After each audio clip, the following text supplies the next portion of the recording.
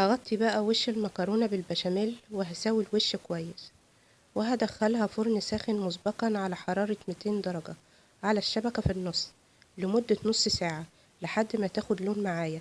ولو ما اخدتش معاكي اللون في الفترة دي تقدري انك تولعي الشواية علشان تديها لون من الوش.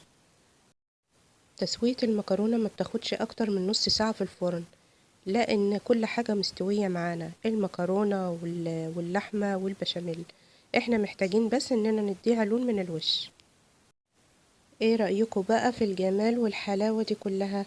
ريحتها تحفة بجد ولونها خطير، مفيش اجمل من كده، بدون جبنة مكلفة على الجيب وعلى المعدة كمان. تعالوا بقى اذكركم بكام ملحوظة كده علشان المكرونة البشاميل تكون ناجحة معاكي. اول حاجة، المكرونة تكون مسلوقة 3/4 سلق فقط، وياريت تكون اخر خطوة معاكي علشان تستخدميها وهي لسه سخنة، وده هيسهل عليكي اكتر. وما تكتريش مكرونة علشان مش مستحب ابدا تكون طبقة المكرونة سميكة. نص كيلو المكرونة بياخد نص كيلو من اللحمة المفرومة، ودي بتكون كمية مناسبة وحلوة جدا لحشوة المكرونة. البشاميل كمية الدقيق بتكون سايلة في السمنة، مش مكتلة معاكي، وشوحي الدقيق كويس عشان تاخدي طعم أفضل في البشاميل. لكل كوباية كبيرة من اللبن معلقة كبيرة من السمنة ومعلقة ممسوحة من الدقيق، ده لو حابة تعملي البشاميل بالمقدار.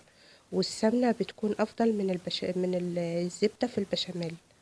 اللبن بيكون بدرجة حرارة المطبخ، ولا ساخن ولا بارد، وبتنزلي بيه مرة واحدة مش واحدة واحدة. البشاميل عبارة عن سمنة ودقيق ولبن وملح وفلفل وجوزة الطيب ومكعب من المرقة. أي حاجة تانية بتكون إضافات من عندك تقدري تستغني عنها. لو بتحبوا تقدموا المكرونة قطع سليمة كده بنسيبها تبرد شوية قبل ما نقطعها، ولو بتحبوها سخنة وجوسي كده في نفسها فبنقدمها على طول. شايفين الجمال؟ قد ايه المكرونة شاربة من البشاميل وواخدة من طعم اللحمة، والبشاميل جوسي وعامل طبقة تحفة على وش المكرونة. قولوا ما شاء الله. أتمنى فعلا إن أكون كفيت ووفيت في وصفة المكرونة بالبشاميل. وكده أنا بكون خلصت وصفة النهاردة، أتمنى تكون نالت إعجابكم. يلا بقى جربوها، وأكيد هستنى رأيكم في التعليقات.